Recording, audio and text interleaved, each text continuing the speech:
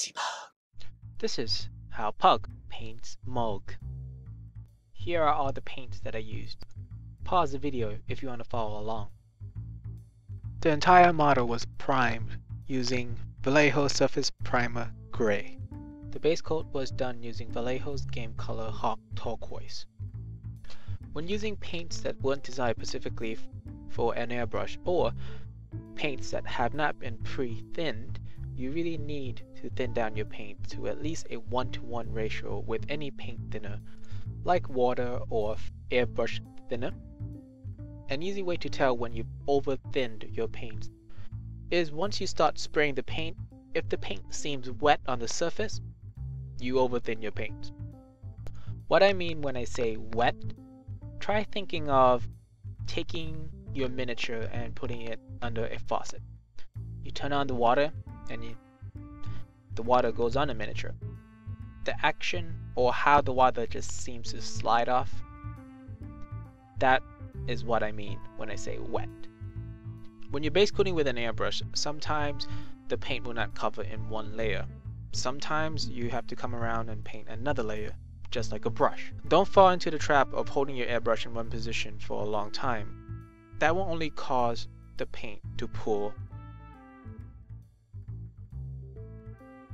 The first highlight was done by using Vallejo's game color Electric Blue. What you want to do is you want to focus on the areas that the light will be hitting.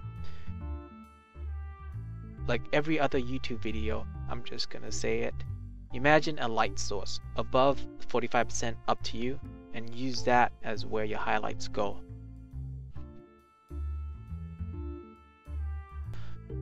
Don't really frustrate yourself or try too hard to get the lighting and everything perfect. What I am doing now is using a light source directly above the miniature as a point of reference. Since most of the miniature is where the light is hitting, I'm spraying most of the miniatures.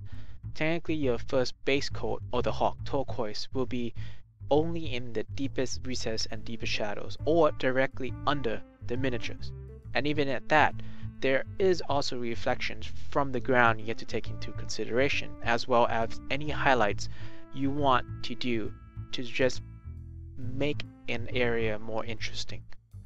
Realistic is all good and all, but in the scale of what we do, realistic sometimes does not cut it.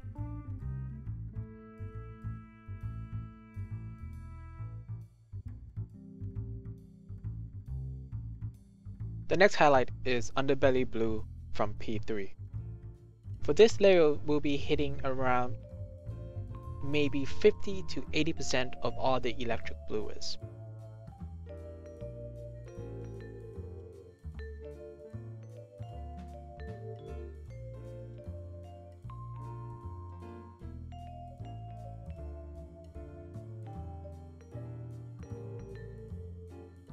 And for our final highlight, we'll be using Vallejo Model's Air White.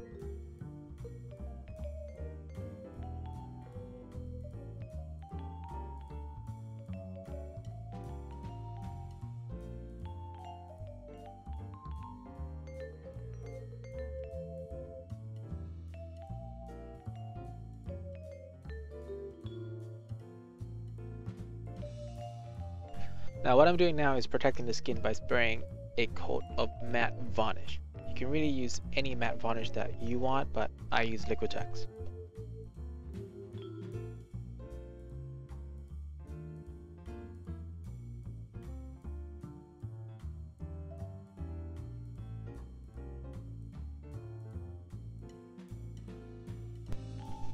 I ground up some soft pastel. It's a mixture of red, blue, black, purple, a hint of orange, and some browns. And now as you can see, I'm putting this pastel mixture onto a miniature where the shadows are. This is done to create a more realistic skin, because normally you have a lot of pixelations in skin. There's different colors, different hues, and different angles, and depending on different lightings. And what I intend to do with this pigment is to actually imitate that. And you can see right now I'm just kinking it on in areas that the light will not hit. So underneath the models, in his muscle outlines, but focusing predominantly underneath the model. And you see right now it looks like a big mess, but we can clean it up with a Q-tip and water in the next step.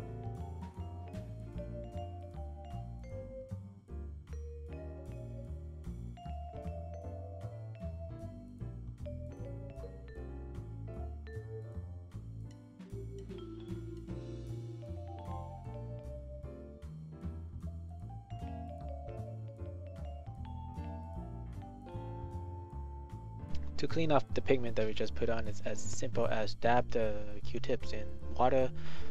Make sure there's not too much water on the Q-tips, and just clean it off, wipe it off. It should just come off just like that.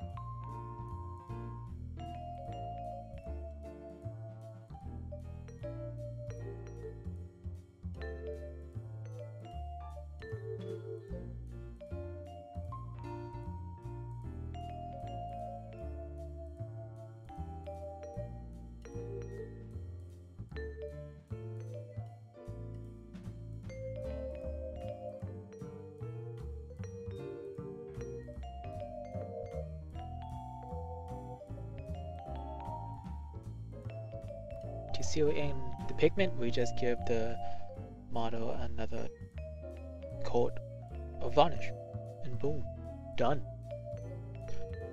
Thanks for watching. If you liked the video, give it a like, share it with your friends, and remember to subscribe. And click to watch the second part of how Pug paints Mulg.